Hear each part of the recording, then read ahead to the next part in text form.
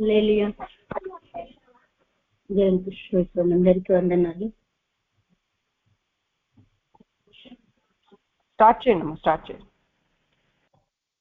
మా వాళ్ళకి వందనాలు, అందరికీ వందనాలు. హబక్కూకు గ్రంథము 3వ అధ్యాయము 19వ వచనం.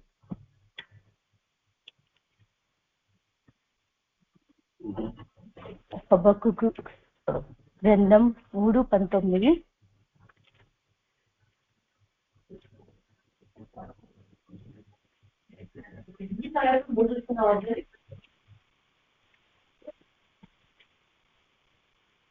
ప్రభువగు యెహోవాయే నాకు బలం, ఆయన నా కాళ్ళను లేడి కాళ్ళ వలె చేయును, ఉన్నత స్థలముల మీద ఆయన నన్ను నడవచేయును.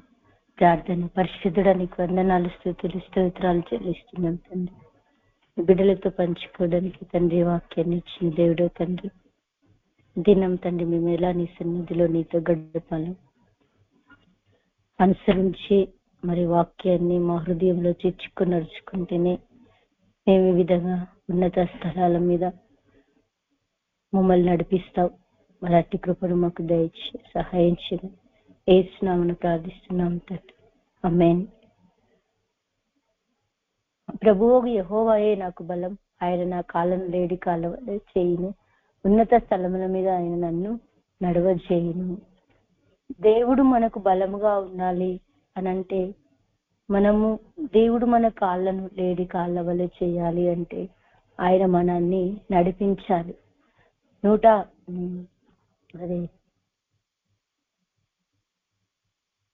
18వ కీర్తనలో 18వ కీర్తన 16వ వచనంలో దావీదు భక్తుడు తనకు శత్రువులు చుట్టుకున్నప్పుడు తన పరిస్థితులు మీద తను ఆధారపడలేదు, కానీ ఇట్లా అంటాడు దావీదు భక్తుడు 18వ కీర్తన 16వ వచనంలో, ఉన్నత స్థలముల నుండి చెయ్యి చాపి ఆయన నన్ను పట్టుకొని మహాజలరాశులలో నుండి తీసెను. ఎందుకు దావీదు భక్తుడికి దేవుడు చెయ్యి చాపి జలరాశుల నుండి తీశాడు అంటే దేవుడిని బలముగా చేసుకున్నాడు.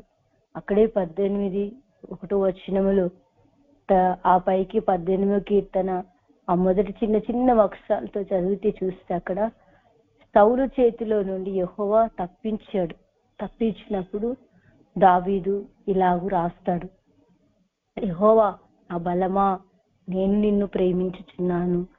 అందుకే దేవుడు దావీదు బలముగా చేసుకున్నాడు కనుకనే దావీదుకు మరి శత్రువులు చాలా, అంటే జలరాశులంట, మహాజలరాశులంట.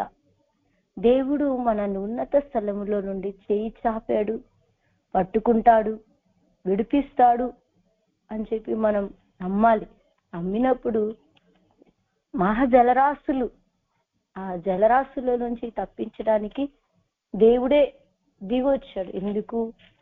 ఇప్పుడు హబక్కూకు రాసిన దాంట్లో ప్రభువు యెహోవాయే నాకు బలం అంటే ఆయన నడిపించేవాడు, పోషించేవాడు, ఆలోచన ఇచ్చేవాడు. ఆయన మన కాళ్ళను లేడి కాళ్ళ వల్లే చేసే దేవుడు. యెషయా గ్రంథంలో 9వ అధ్యాయంలో యెషయా ప్రవక్త ఇశ్రాయేలు ప్రజలు ఇలా చెప్తూ ఉంటారు, అడుగుతున్నారు దేవుని బలాన్ని. 9వ అధ్యాయం 6వ వచనంలో, ఏలేనగా మనకు శిశువు పుట్టెను, మన కుమారుడు అనుగ్రహింపబడిన, ఆయన భుజం మీద రాజ్యభారమును, ఆశ్చర్యకరుడు, ఆలోచనకర్త, బలవంతుడైన దేవుడు, నిత్యుడగు తండ్రి, సమాధానకర్తయగు అధిపతి. ఎవరు? యేసు ప్రభు. ఆయన మనకు బలం. ఇప్పుడు ఆయన ఏం చేస్తాడు? మన కోసం పుట్టాడు, ఆయన మన పాపములను మోసాడు, ఆయన ఆలోచన ఇచ్చే దేవుడు, ఆశ్చర్యకరుడు, ఆయన ఆలోచనకర్త, ఆయన బలవంతుడగు దేవుడు, ఆయన నిత్యం మనల్ని నడిపించే దేవుడు. క్షామకాలం నన్ను ఎముకలను బలపరిచి తృప్తిపరచును, యెహోవా నిన్ను నిత్యం నడిపించును అని యెషయా ప్రవక్త 58:11లో చెప్తా ఉంటాడు. ఎప్పుడు మన ఎముకలు బలం పొందుకుంటాయి అంటే ఆశ్చర్యకరుడు మనలో ఉండాలి, ఆలోచన ఇచ్చే దేవుడు మనకు ఉండాలి. అప్పుడు మనము బలవంతుడు అయినటువంటి దేవుడిని మనము ఆశ్రయించి నడిచినప్పుడు ప్రభువు యెహోవాయే నాకు బలం అని మనము కూడా చెప్పగలుగుతాం. మరి హబక్కూకు భక్తుడు చెప్పిండంటే మనం ఎందుకు చెప్పలేం? మన పరిస్థితులను మనం చూసినప్పుడు మనం బలహీనులం అవుతాం. దావీదు భక్తుడు శత్రువులను చూస్తాడు, కానీ బలహీనుడైనా కాలేదు. అందుకే ప్రభువు యెహోవాయే నాకు బలం, ఆయన నా కాళ్ళను లేడి కాళ్ళ వల్లే చేయును. 18వ కీర్తనలో అదే కీర్తనలో ఉంటది. దావీదు భక్తుడు ఇలాగూ అంటాడు, ఆయన నా కాళ్ళను ఉన్నత స్థలం మీద నడువ చేయును అంటాడు. 18వ కీర్తన 30.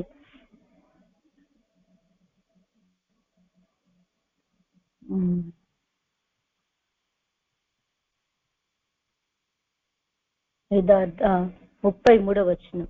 ఆయన నా కాళ్ళు జింక కాళ్ళ వల్లే చేయిచున్నాడు, ఎత్తైన స్థలముల మీద నన్ను నిలుపుచున్నాడు.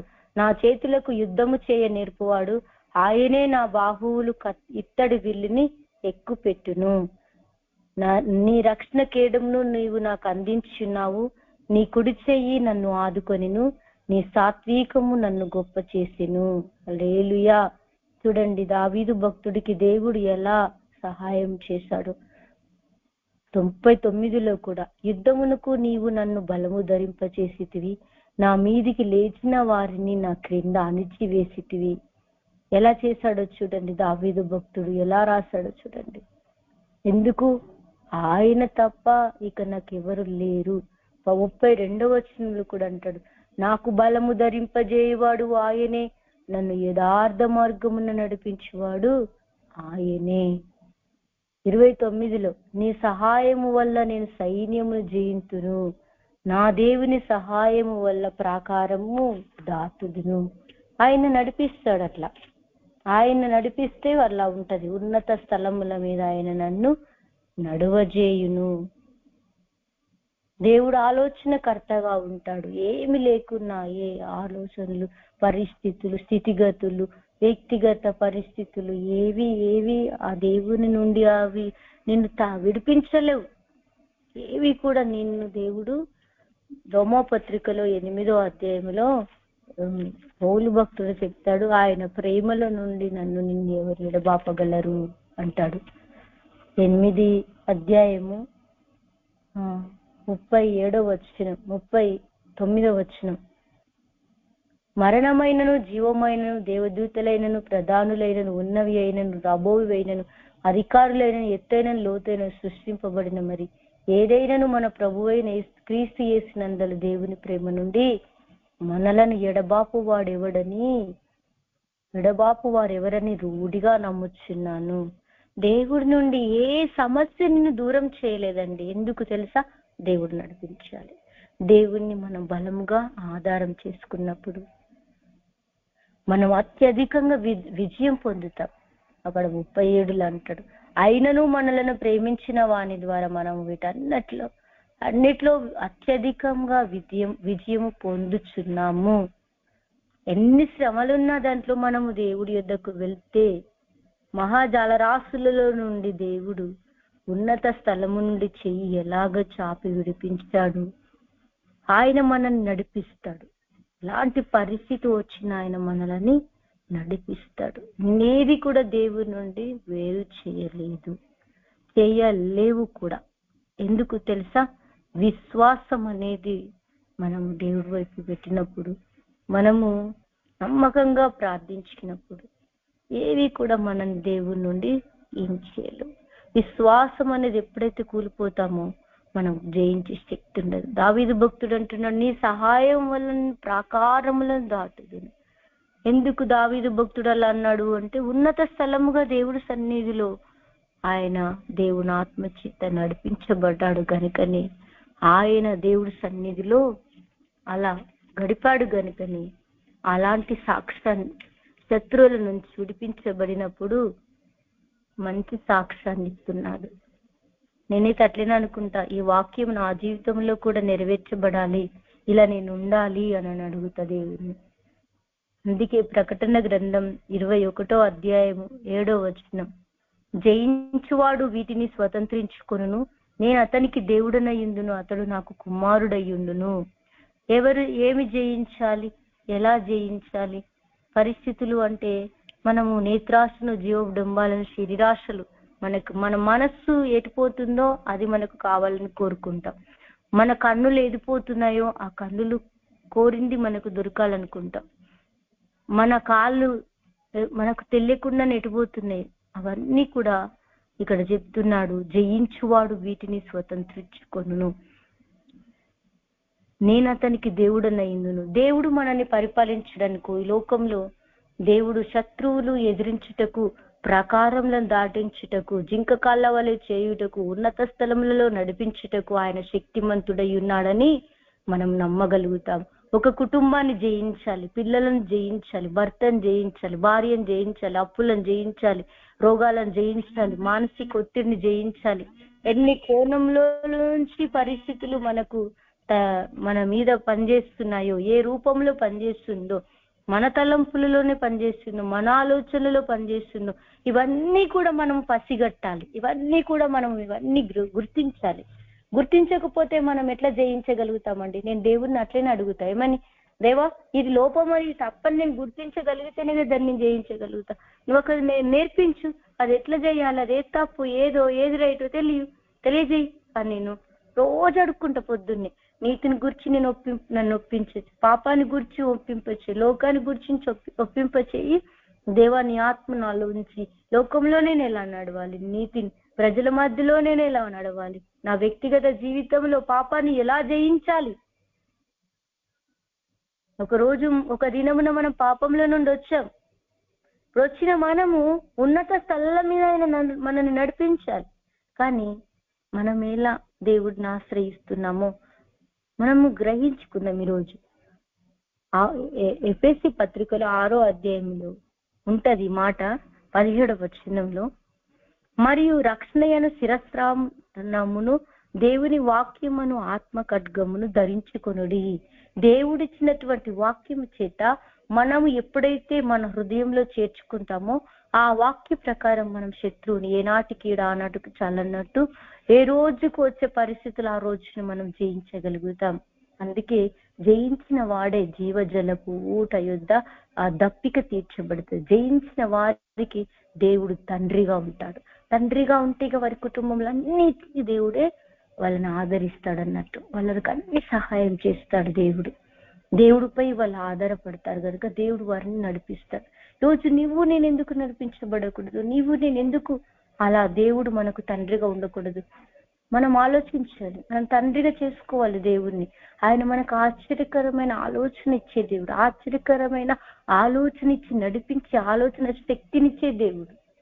ఇది ఆయన దగ్గర ఉంది. ఇది ఎవరు తెలుసుకోగలుగుతారు? నువ్వు నేను తెలుసుకుంటే, ఆత్మ ఖడ్గాన్ని చేత పట్టుకుంటే. ఆ యాకోబు పత్రికలో ఉంటది ఒక మాట, 4వ అధ్యాయంలో, మీరు వాక్యానికి లోబడండి, అప్పుడు అపవాదిని ఎదిరించగలుగుతారు అని చెప్తాడు. యాకోబు పత్రిక 4, 6వ వచనం.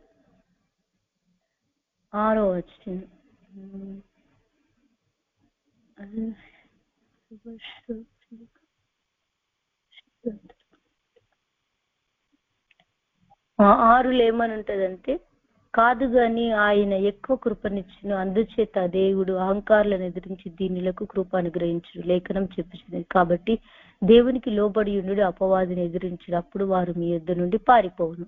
మనం దేవుడికి ఎలా లోబడతాం మరి? దీన మనస్సు కలిగి ఉంటే దేవుడు మనకు పక్షమున శత్రువుతో పోరాడతాడు. దీన మనస్సు మనకి ఎట్లా వస్తుంది? అహంకారులను ఎదిరిస్తాడు దేవుడు, దీనిలో కృపను గ్రహిస్తాడు. దావీదు భక్తుడు అంటాడు, నేను దీనుడను దరిద్రుడను దేవా అంటాడు. దావీదుకు ఎంత దీన మనస్సు ఉందో, నిజంగా మనము కూడా ఎప్పుడు దేవుడి చేతిలో దీన మనస్సు కలిగి నడుచుకోవాలి. ఈ లూకాసు వార్త 14వ అధ్యాయం 11వ వచనం.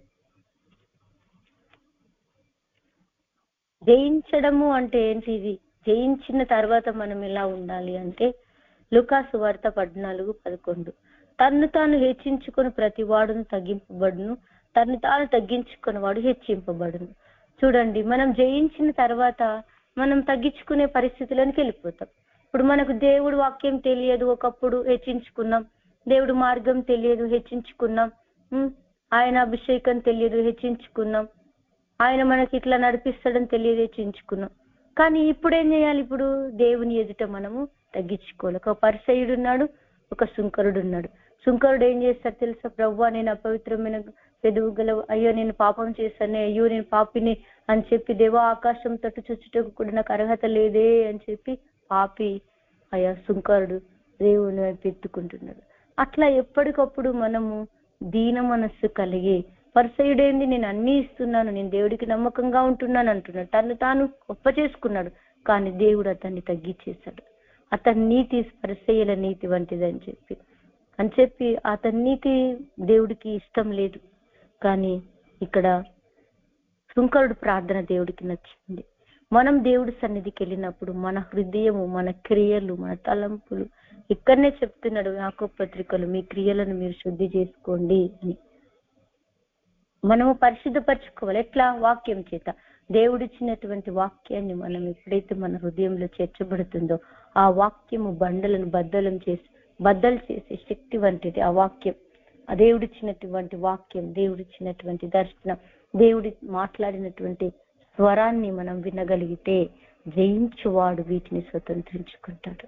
జీవజలముల ఊట ఆయన యుద్ధ మనం ఎప్పటికప్పుడు మన దాహము తీర్చబడుతుంది. కుటుంబంలో ఎన్నో బరువు, బాధ్యతలు, సమస్యలు ఉంటాయి. కానీ వాటన్నిటినీ కూడా మనం ఎదిరించి దేవుని వైపు మలుకున్నప్పుడు దేవుడు మనకు దేవుడుగా ఉంటాడు. ఇర్మియా కాలంలో 7వ అధ్యాయంలో 23వ వచనంలో వాళ్ళతోని కూడా ఇదే మాట చెప్తున్నాడు. 23లో, ఏదైనాగా నా మాటలు మీరు అంగీకరించిన ఎడల నేను మీకు దేవుడనయ్యుందును, మీరు నాకు జనులయ్యుందురు, మీకు క్షేమము కలుగునట్లు నేను మీకు ఆజ్ఞాపించుచున్న మార్గం అంతటి యందు మీరు నడుచుకొనుడి. ఎట్లానంట?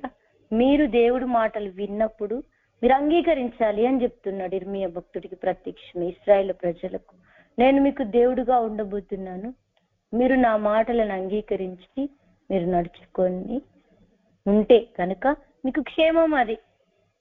కానీ మీరు వినలేరు అని దుఃఖపడుతున్నాడు అక్కడ 24లో.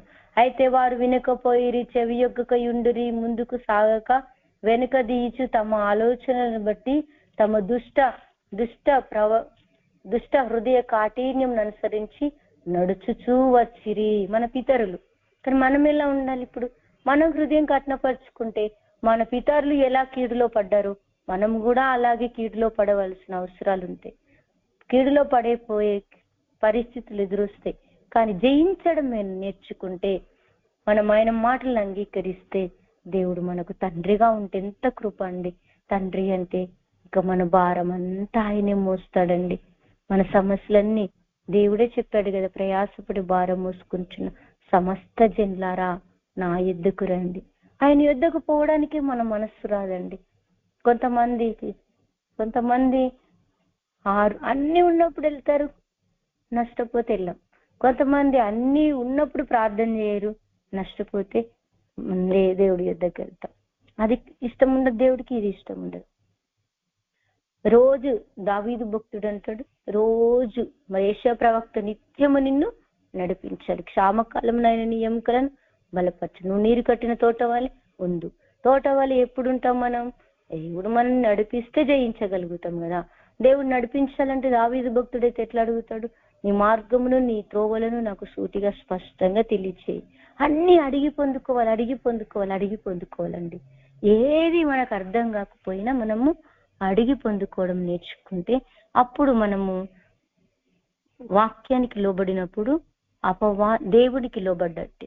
అప్పుడు దేవునికి మనం ఎప్పుడైతే లోబడతామో మనం అపవాది మన యుద్ధ నుండి పారిపోతాడు. హల్లెలూయా. ఎంత అపవాది పారిపోయింది అనుకో, ఇంకా మన జీవితంలో మన లేడి కాళ్ళ వల్లే ఒక అద్భుతం జరిగితే మనకి ఎంత సంతోషం ఉంటుంది, ఒక కార్యం జరిగితే ఎంత సంతోషం ఉంటుంది. దేవుడి చిత్తం మనం అనుసరించి నడిస్తే, ఉన్నత స్థలముల మీద ఆయన మనల్ని నడిపిస్తే మనకెంత సంతోషం ఉంటుంది. దేవుడు దిగొచ్చిన ప్లేసే ఉన్నత స్థలాలు. దావీదుకు దేవుడితో సంబంధం ఉంది కనుక అలా రాశాడు. హబక్కుకు ప్రార్థన చేశాడు, అందుకే ఆయన రాశాడు. హబక్కుకు మొదటి ప్రార్థనలో ఉంటది, 3వ అధ్యాయం 1వ వచనంలో ఉంటది. హబక్కు కంట నిన్ను గూర్చిన వార్త వినినప్పుడు నేను వణుకుచూ భయపడుతుని అంటాడు అక్కడ. 1వ అధ్యాయం 1వ వచనంలో 2వ వచనంలో, యెహోవా నిన్ను గూర్చిన వార్త విని నేను భయపడుచున్నాను, యెహోవా సంవత్సరములు జరుగుచుండగా నీ కార్యము నూతన పరచుము, సంవత్సరములు జరుగుచుండగా దానిని తెలియజేయము, కోపించుచునే వాత్సల్యమును జ్ఞాపకమునకు తెచ్చుకొనుము. దేవుడిని ఇట్లా అడగాలి, మనం కూడా అడగాలి. ఆయన హబక్కుకు ప్రార్థన చేశాడు కనుకనే దేవుడు అతనికి దిగొచ్చి మరి ఇశ్రాయేలు ప్రజల పక్షమున వారికి శిక్షించే వారిని శిక్షణ, బాధ పెట్టే వారికి బాధలు, ఇవన్నీ కూడా తెలియజేస్తుంటున్నప్పుడు హబక్కుకు దేవుడు సముఖములో ఆయనకు లేడి కాళ్ళ వల్ల నడిపించాడు, ఆయనకు బలము ధరింప చేస్తాడు. అంత గొప్ప నడిపింపును రోజు దేవుడు మనకు కూడా ఇవ్వాలనుకుంటున్నాడండి. అంత గొప్ప కృప నీకు నాకు ఇస్తానంటే మనం ఆయనతో నడవడానికి ఇష్టపడమండి. ఎందుకో ఏమో.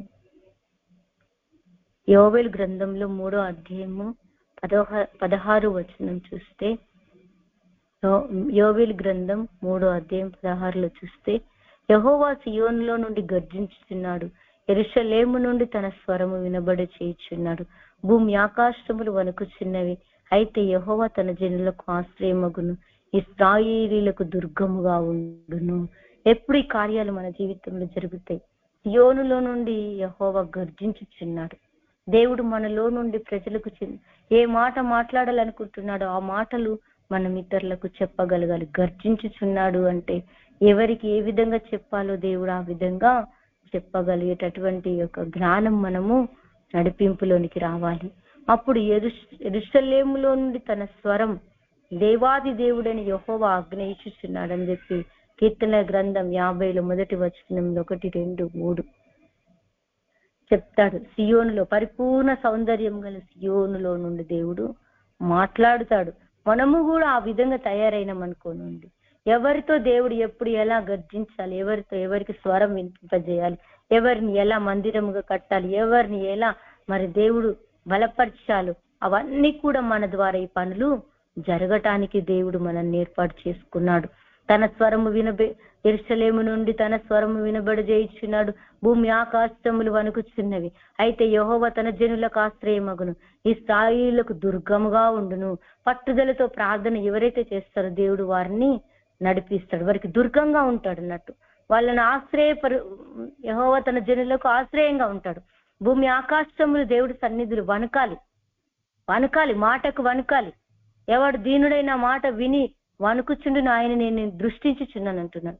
కనీసం వాక్యం విన్నామన్నా మనం దేవుడు మాటకు మనం వణికితే మన ద్వారా భూమి మీద ప్రజలకు సువార్త అందించబోయే ఒక సాక్షి బిడ్డలుగా దేవుడు మనల్ని సియోనులో నుండి యెహోవా ప్రజలకు ఏం చెప్పాలి, స్వరము ఏం చెప్పాలి, ఎలా నడిపించబడాలో అలాంటి కార్యాలు ఎవరి ద్వారా జరిగించాలనుకుంటున్నాడు? మన ద్వారానే. జయించిన వారే ఈ కార్యాలు చేయగలుగుతారు. జయించిన వారిని దేవుడు ఈ విధంగా వాడుకుంటాడు. అలాంటి వారికి దేవుడు ప్రభువు యెహోవా బలముగా ఉంటాడు. లేడి కాళ్ళ వల్లే ఒక అద్భుతం కార్యం మన ద్వారా అట్లా జరిగిందనుకో, మన చేతులకు యుద్ధం నేర్పాడు. ఎవరితో యుద్ధం చేయాలి మనం? అపవాది తంత్రాలతో. కోర్టులో చూడండి, న్యాయం చేసే ఒక అన్యాయస్తుడు ఉంటాడు, ఖైదీ ఉంటది, ఖైదీ మీద నేరం మోపిన వారు ఇంకొకరు కూడా ఉంటారు. ఈ ఇద్దరి మధ్యలో ఒక న్యాయాధిపతి వెళ్ళి న్యాయం తెచ్చాడు. ఇప్పుడు ఇలాగే ఒక బోన్లో ఒక అతను ఉన్నప్పుడు ఎవరికి న్యాయం చేయాలో, ఎవరి కోసం పోరాడాలో అక్కడ ఒక లాయర్ పోరాడుతూ ఉంటాడు ఆ యొక్క జడ్జి ముందు. ఇప్పుడు మన తండ్రి జడ్జి, మనం లాయర్లం. ఇప్పుడు ఖైదీలో ఉన్న వాళ్ళు చాలా మంది అన్యాయంగా చేయని నేరానికి మరి వాళ్ళు ఎంతో కోర్టులో న్యాయం కోసం మరి తిరుగుతూ ఉంటారు, కానీ వాళ్ళకు న్యాయం దొరకట్లేదు. కానీ రోజు మనము పోరాడితే, మనము ప్రార్థన చేస్తే అనేకుల బంధకాలు విడిపించబడబోతున్నాయి. అందుకే ఆహారం రింగుచున్నట్టు నా జనులను మింగుతున్న పాపాత్ములకు తెలివి లేదా అంటాడు. హెజ్కేలు భక్తుడు అంటాడు, నువ్వు ఒకవేళ గనుక చెప్పవలసినది చెప్పకపోతే ఆ నేరంకు నువ్వే ఉత్తరవాదివి అంటాడు. మనము ఏదైతే అది మనం చెయ్యమో ఆ పాపానికి భరించవలసింది మనమే అని చెప్పి హెజ్కేలు భక్తుడు చెప్తాడు. అందుకే ఒక దినం మనకి ఇచ్చాడంట. ఆ దినం కరెక్ట్ గా మనము దేవుని ఆలోచన చేత నడిపించబడితే ప్రభువు యెహోవాయే మనకు బలంగా ఉండి మనల్ని రోజు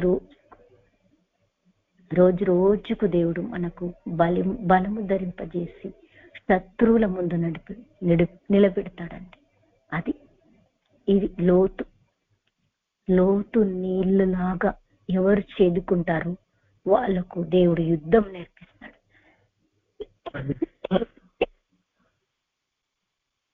వాళ్ళ చేతులకు పోరాటం, వాళ్ళ గుండెకు శౌర్యం.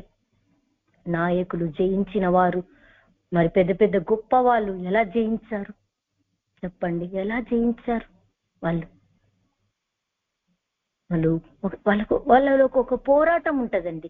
వాళ్ళలో ఒక ఉద్యమం, ఒక చురుకుదనం, ఒక పరుగు పందెంలో ఎలా పోరాడాలి అన్న పట్టుదల.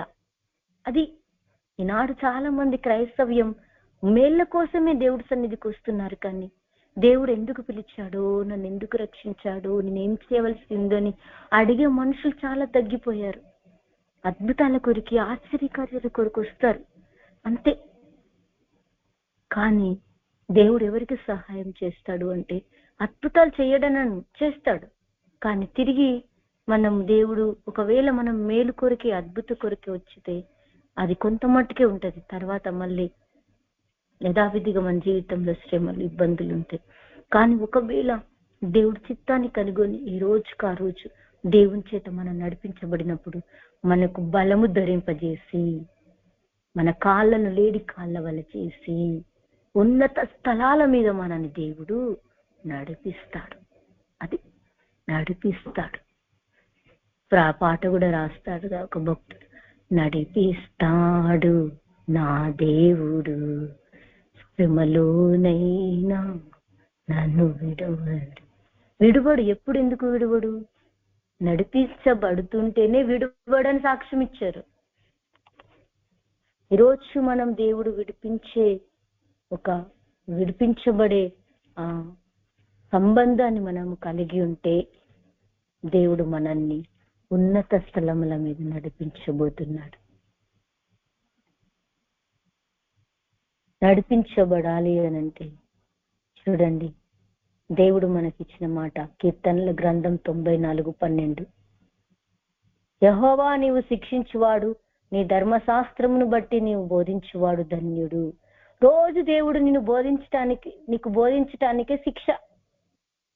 మనకు దేవుడు ఏదైతే బోధించాలనుకుంటున్నాడో మనం దాన్ని లేకపోతున్నాం. ఈరోజు నేర్చుకునే వాళ్ళు చాలా తక్కువ, వినేవాళ్ళు చాలా ఎక్కువైపోతున్నారు. వాక్యం వినడానికి చెవిస్తారు, కానీ ఎలా నడుచుకోవాలో పడరు.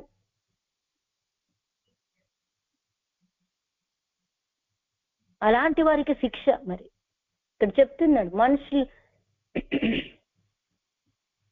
యెహోవా నీవు శిక్షించువాడు, నీ ధర్మశాస్త్రమును బట్టి నీవు బోధించువాడు ధన్యుడు. ఈరోజు నీకు శిక్ష వచ్చిందంటే దేవుడు కళ ద్వారానో దర్శనం ద్వారానో నువ్వు మాట్లాడాలని అడగాలి.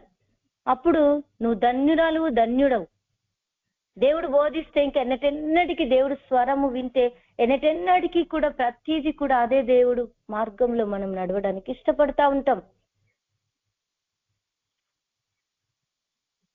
ఈరోజు ఇప్పటికి మనమన్నా అడిగితే దేవుడు మనకు బోధిస్తాడు. బోధించాలని ఆశ కలిగి ఉన్నాడు. ఎప్పుడైతే మనం దేవుడి దగ్గర అలా నేర్చుకుంటామో అలాంటి వారిని దేవుడు ఏం చేస్తాడు తెలుసా? సామెతల గ్రంథం 8:18 ఐశ్వర్య ఘనతలను స్థిరమైన కలిమియు నీతియు నా యొద్ద ఉన్నవి. దేవుడి యొద్ద ఐశ్వర్యం ఉంది, దేవుడి యొద్ద ఘనత ఉంది, దేవుడి యొద్ద స్థిరమైన కలిమి ఉంది, దేవుడి యొద్ద నీతి ఉంది. ఇవి తెలుసుకుందాం. మనం తెలుసుకుంటే దావీదు భక్తుడు తెలుసుకున్నాడు గనుకనే నేర్చుకున్నాడు గనుకనే సాక్ష్యం ఇచ్చాడు. నీవు నేను కూడా ప్రభువుకు ఒక పత్రికులం. దేవుడు మనల్ని బలపరచాలి, దేవుడు మనల్ని నడిపించాలి, దేవుడు మనల్ని క్షామంలో ఓదార్చాలి. నిత్యము దేవుడు మనకు ఒక తండ్రిగా బరువు బాధ్యతలను పట్టించుకునే దేవుడుగా మనకుండాలి. ప్రభువే తండ్రి. తండ్రి ఆయన మనల్ని నడిపించే దేవుడు. ఇంత గొప్ప దేవుడు మనకున్నాడండి. శ్రమలు కష్టాలు వస్తే ఎవరు చింతపడద్దు, చింత వస్తుంది. కానీ దేవుడు ఏమన్నాడు? చింత యావత్తు నా మీద వేయండి అన్నాడు. ద్విమనస్కులారా అన్నాడు. ద్విమనస్కులారా అంటే రెండు మనస్సులు. దేవుడు చేస్తాడు చేయడు, సమస్యలు ఎప్పుడు పోతాయో పోవు, అసలు దేవుడు నమ్ముకున్న కానీ చేస్తాడు చెయ్యడు, ఇలా మన మనసులో ఉంటాయండి. కానీ ఇలా మనం దేవుడి సన్నిధికి వెళ్తే దేవుడు ఐశ్వర్య ఘనతలు, స్థిరమైన కలిమి ఉంది నీకు ఇస్తాడు. దేవుడు ఐశ్వర్యం ఘనత ఇస్తాడు, స్థిరపరుస్తాడు. కానీ కనిపెట్టుకోవాలి. యెహోవా కొరకు ఎదురు చూచువారు నూతన బలం పొందుదురు, వారు పక్షిరాజు వలె రెక్కలు చాపి పైకి ఎగురుదురు. అంటే మనము కూడా ఆ ఉన్నత అనుభవంలోనికి ఎప్పుడైతే వెళ్తామో మనము కూడా ఎగిరే అనుభవం, పరిగెత్తే అనుభవం, సొమ్మసిల్లక నడిచిపోయే అనుభవం, పక్షిరాజుల వలె పైకి ఎగురే అనుభవం, అలాంటి కృపను మంచి సాక్ష్యాన్ని కలిగి మనం జీవించగలుగుతాం. ఎవరు జయించినప్పుడే నూతన బలం దొరుకుతుంది మనకు. ఎదురు చూసినప్పుడే నూతన బలం దొరుకుతుంది. ఎదురు చూసినప్పుడే బలమైన శక్తిని మనం పొందగలుగుతాం. బలమైన శక్తి ఎక్కడుంటది? దావీదు భక్తుడు దేవుడు సన్నిధిలో వెతుక్కున్నాడు, దొరికింది ఆయనకి. బలమైన శక్తిని మనం కూడా అనుభవించగలం. నూతన బలం పొందుదురు. నూతన బలం సొమ్మసిలినప్పుడు అలా బలం పొందుకోవాలి. 105వ కీర్తనలు అంటాడు, ఆయన బలము వెతుకుడి, నిత్యము వెదుకుడి, నిత్యమైన సన్నిధిని వెదుకుడి. 4వ వచనం, యెహోవాను వెదుకుడి, ఆయన బలమును వెదుకుడి. మనం ఎవరిని వెతుకుతున్నాం? ఉదయం లేవగానే ఆయన బలమును వెదుకుడి. ఉదయం లేవగానే ఎవరు బలం మనకు? మరి మనమే సరి చేసుకోవాలి. భర్త బలము, కులం బలము, కుటుంబం బలము, బంధువుల బలము, ఆ బలములన్నీ ఒకరోజు మనల్ని దూషిస్తారు, బాధపరుస్తారు, కృంగదీస్తారు. కానీ దేవుడు బలముగా ఉంటే నిన్ను ఎవ్వరు కూడా కదిలించలేరు. ఆయన సన్నిధిని నిత్యము వెతుకుడి. ఎవరి సన్నిధిని నిత్యం వెతకాలి? దేవుడు సన్నిధిని వెతకాలి. దేవుడి సన్నిధిలో మనకు ఏ కార్యాలైనా మనం చూడగలుగుతాం. దేవుడు కార్యం మనం చూస్తే మనం దేవుడికి పత్రికలమే. మనం ఆయనలో, ఆయన మనలో. ప్రభువే ఆత్మ, ఆత్మతో కలుసుకుని వాడు ఏకాత్మయున్నాడని దావీదు హృదయము యోనాతాను హృదయం ఏకమైపోయిందండి. అట్లా మన హృదయం దేవుని హృదయం ఆత్మ నడిపింపులో మనం ఎలా ఉన్నాం ఈరోజు? దేవుడు అంటున్నాడు మనం ఉన్నత స్థలముల మీద నడిపించాలని ఆశపడుతున్నాడు. సౌలు దేవుడు ఉన్నత స్థలాల మీద 1000 దహన బలులు అర్పించాడు కనుకని దేవుడు అక్కడికి దిగొచ్చాడు. సౌలు సమూయేలు ప్రవక్తలతో కలిసి దేవుణ్ణి ఆరాధించారు. దేవుడు సన్నిధి అక్కడికి దిగొచ్చింది. రోజు పరిశుద్ధాత్మ నడిపింపు చేత మనం నడుస్తున్నాం. ఆయన మనకు బలంగా ఉన్నాడా? లేకపోతే ఎక్కడ లోపం?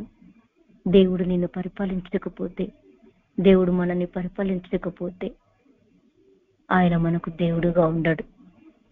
అప్పుడు మనకు క్షేమం ఉండదు. రోజు మనకు క్షేమం లేదేమో. ఏ క్షేమం? ఏ రూపంలో నువ్వు క్షేమం కోరుతున్నావు? దేవుడు దాని నగరులో క్షేమం కలిగి చేయాలనుకుంటున్నాడు. దాని ప్రాకారంలో నెమ్మది. ఎప్పుడు దేవుడిని ఎవరైతే నడిపిస్తారో వారి కుటుంబంలో నెమ్మది ఉంటుంది, వారి కుటుంబంలో క్షేమం ఉంటుంది.